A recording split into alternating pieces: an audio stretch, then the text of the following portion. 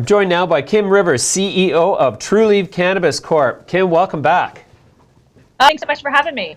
Kim, congratulations on, I guess, what we're going to call the flagship standard-bearing quarter of all cannabis companies, 55 cents a share net income. That's fantastic. Give me an overview of why that happened and how that's going to continue happening.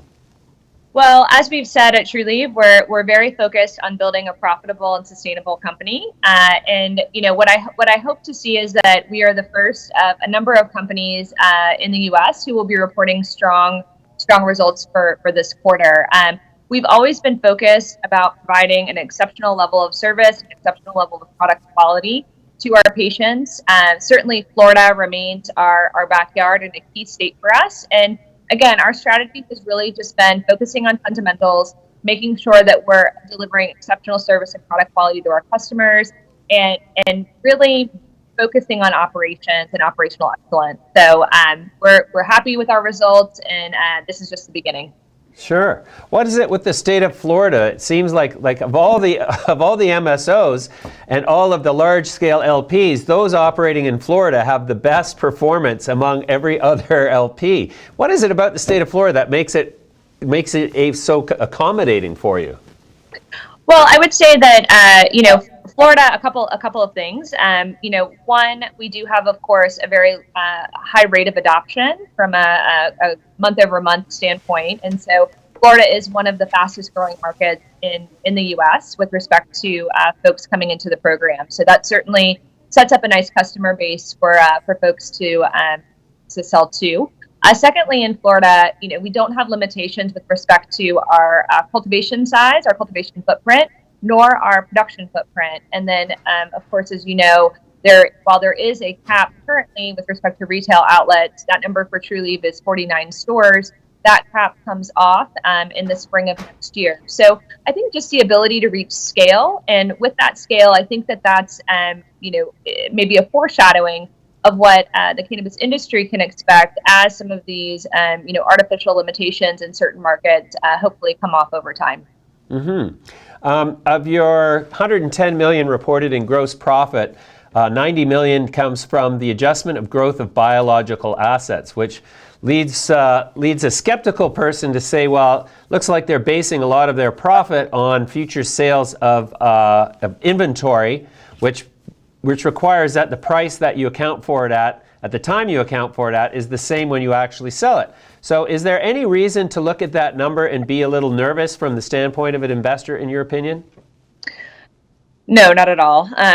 We've had strong, of course, retail sales and growth quarter over quarter. There is and continues to be strong demand at our stores. We have had no price compression yet in the Florida market. However, it should be noted that in terms of our cost basis and efficiency, we're actually getting more efficient and lowering our costs, both on the cultivation and production side on a quarter over quarter basis. So the other thing to keep in mind, of course, in this quarter, we did report, it was the first quarter that we had full inclusion of our greenhouse footprint. And so we more than doubled our reportable cultivation footprint in this quarter. And so that certainly would lend itself to higher inventory amounts with respect to biological assets. You will see when we harvest those greenhouses, which will be approximately twice a year, you're going to see some rolls, peaks and valleys with respect to our biological number as it relates to that inventory.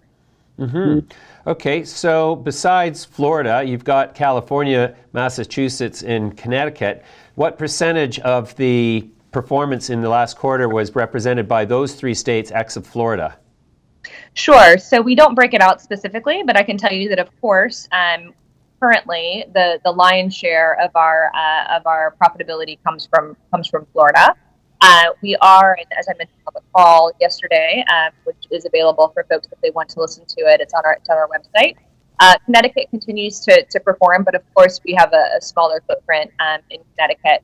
Massachusetts will come online next year and will provide some meaningful contribution both to revenue and to EBITDA in 2020, and we'll be updating folks as those cultivation and production and retail facilities, as well as our wholesaling initiative in Massachusetts, is fully approved by regulators in Massachusetts and is ready for prime time.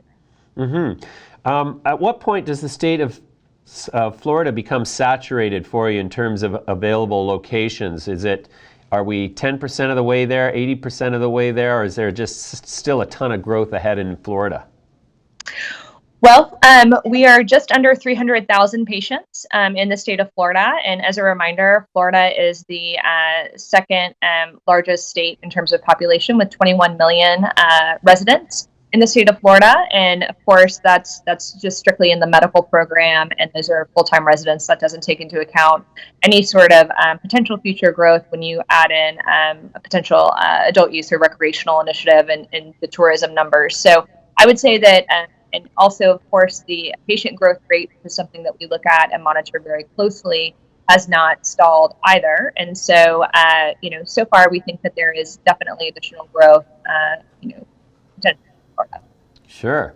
Does the prospect of a recreational market in Florida seem likely to you in 2020? And if so, what impact would that have on your bottom line? Oh my gosh, it would have a tremendous impact on our bottom line, of course, in a positive way. In terms of, the likelihood of that initiative in Florida, getting a ballot initiative passed, like most states, it's a multi-step process. So we have 2 initiatives now that are working their way through the Supreme Court approval process. I think that we'll have better visibility in terms of likelihood once that process is complete, which I believe will be, near term in early 2020. It really then becomes a matter of whether or not the signatures can be garnered in the appropriate period of time. So, I definitely think that there's a possibility. I think it still is a little early to tell whether or not that's probable.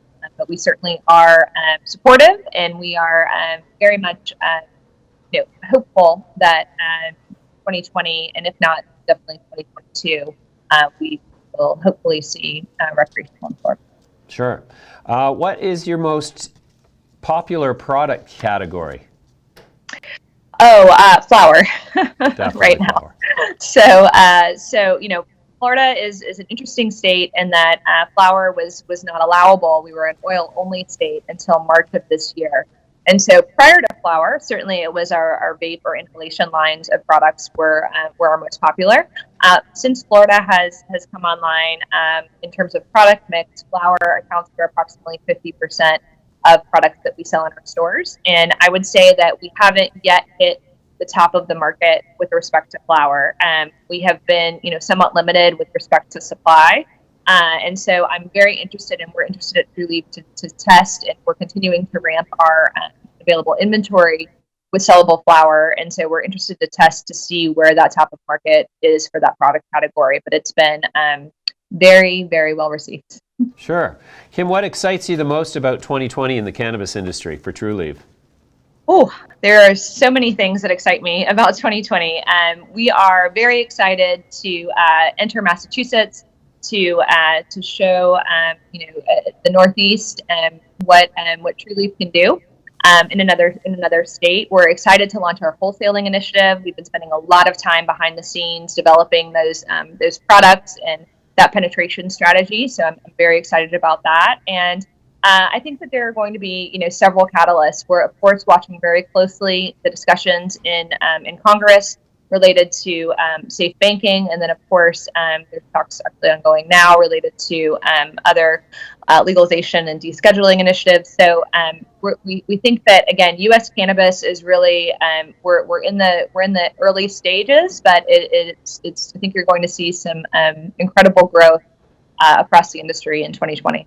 You bet. Kim, a fantastic contribution as usual. It was great to talk to you. Please come and see us when you're in Toronto next. Will do. Thanks so much for reaching out. Thank you. Bye for now.